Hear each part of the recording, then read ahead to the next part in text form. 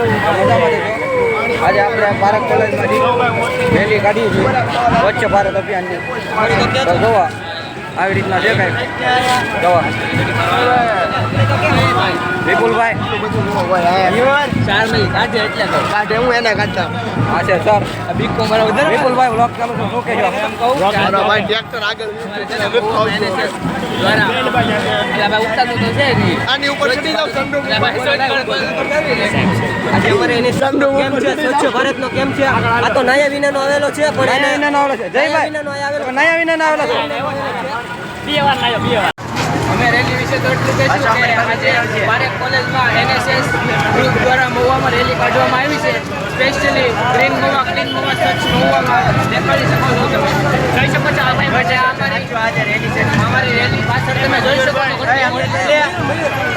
આજે જયભાઈ બાપુ વિશે